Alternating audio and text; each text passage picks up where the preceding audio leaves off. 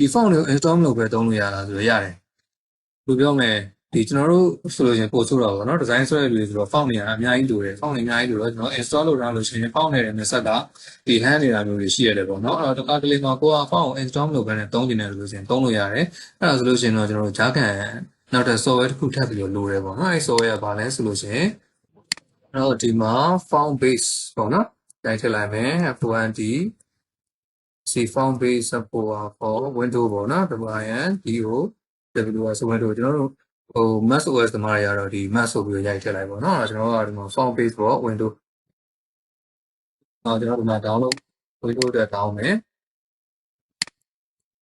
နောက်ဒါဆိုလို့ရှိရင် window အတွက်တန်းပြီးတော့ကြာလာလိမ့်မယ်။ Mac OS တမားရောMac ဆိုပြီးတော့ရိုက်ထည့်လိုက်ပေါ့နော်။ font base ပေါ့ Mac ပေါ့။ကျွန်တော်တို့ကဒီမှာ window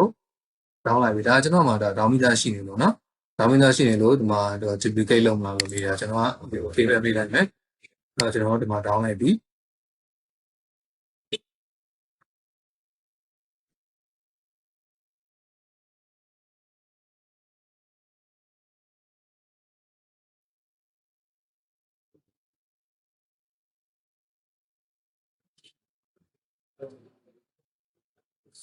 Okay ဒါဆိုလို့ရှိရင် open folder ဒါကတော့ကျွန်တော်ပထမ down လာတယ်ပေါ့နော်ဒါကအခုကျွန်တော်တက် down လိုက်တဲ့ဥစ္စာအဲ့တော့ကျွန်တော်ဒီမှာသူ့ကို install လုပ်မယ်ဆိုရင်လည်းဘာမှအခက်အခဲမရှိဘူးဒီပေါ်မှာ right click ထောက်လိုက်ပြီးလို့ရှိရင် run as administrator နဲ့ကျွန်တော်သွားလိုက်နော်ဒါဆိုလို့ရှိရင်ကျွန်တော်ဒီမှာ do you want allow this APP to make change to your device ဒါလို့ရှိရင်ကျွန်တော် permission တောင်းတာပေါ့နော်ကျွန်တော်တို့က yes ပဲပေးလိုက်ကိုက install လုပ်ချင်တာဖြစ်တဲ့အတွက် yes ကိုပြောပေးလိုက်ပေါ့နော်ဒီမှာ anyone who use ဒါဒီမှာပဲရွေးပြလိုက်ကိစ္စမရှိဘူး only for me ဆိုလည်းကိစ္စမရှိဘူးပေါ့နော်ဒီမှာပဲကျွန်တော်တို့ကဒီမှာပဲရွေးမယ်ပေါ့နော် anyone next ဆိုတော့မယ်ဒါကကျွန်တော်တို့ဒါ install လုပ်မဲ့ဒီပေါ့နော် destination folder ပေါ့ပြီးလို့ရှိရင်ကျွန်တော် install နှိမ့်လိုက်လို့ရှိရင်ရပြီ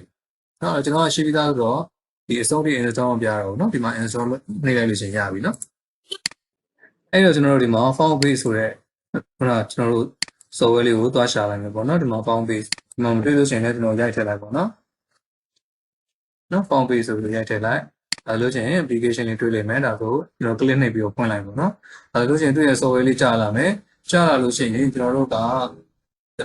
ဘာလုပ်မလဲဆိုလို့ရှိရင် font တစ်ခုတော့သွားထောင်းလိုက်မယ်နော်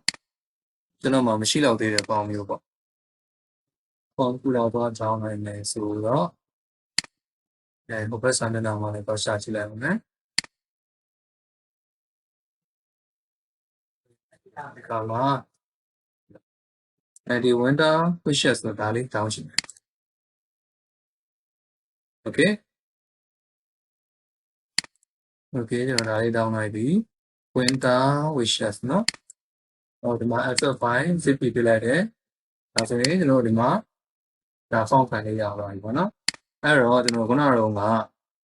ဒီ software ကိုပြန်သွားမယ် software ကိုပြန်သွားပြီးလို့ရှိရင်ဒီမှာ add ဆိုတာလေးရှိတယ်နော်အဲ့ add ကလေးကိုနှိပ်လိုက်ပြီးလို့ရှိရင် folder မှာခုနကျွန်တော်တို့ဒီမှာ download ထဲမှာပေါ့နော်ဒီ download ထဲမှာ zip ပြထားတာလေးပါရှိလဲဆိုရင်ဗာလဲ winter wish နော်ခုနကျွန်တော်တို့အဲ့ဒါလေးမှာ winter wish ဆိုတဲ့ folder လေးကိုရွေးပြီးတော့ဒီမှာ select ပေးလိုက်ဒါလို့ရှိရင်ဒီမှာ font ဒီမှာတိုးသွားတယ်နော်အဲ့တော့ကျွန်တော်ဒီအပေါ်မှာ search font ဆိုပြီးလို့ရှိရဲအဲ့မှာ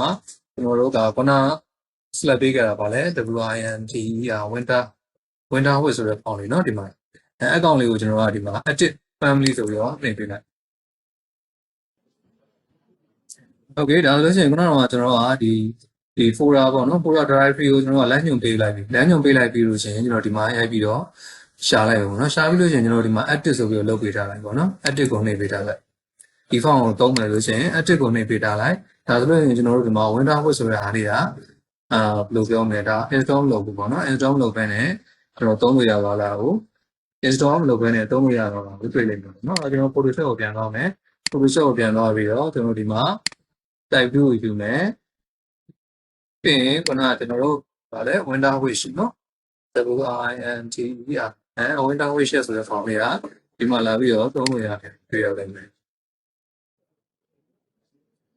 okay ဒါဆိုလို့ရှိရင်ကျွန်တော်တို့ဒီ font တွေကို install လုပ်ပဲနဲ့ဒီ font base ဆိုတဲ့ software နဲ့ဂျာခံပြီးတော့သုံးတာလည်းပဲသုံးတတ်မယ်နော်ဒီမှာကျွန်တော်တို့ကဒီ software ကိုပြန်ဝင်ပြီးတော့ဒီ edit ကိုဖြုတ်လိုက်မယ်ဆိုလို့ရှိရင်တော့ခုနက Photoshop ထဲမှာကျွန်တော်တို့ကဒီ font ကိုသွားပြီးတော့သုံးလို့ရမှာမဟုတ်တော့ဘူးပေါ့နော်အဲ့တော့ကျွန်တော်ဒီမှာကြည့်ဒီမှာ ခုန winter width ဆိုတဲ့ font ကိုကျွန်တော်ပြန်သွားကြည့်မယ်ဒီမှာ type 2ဒီမှာ winter width ဆိုတဲ့ဟာဒီမှာ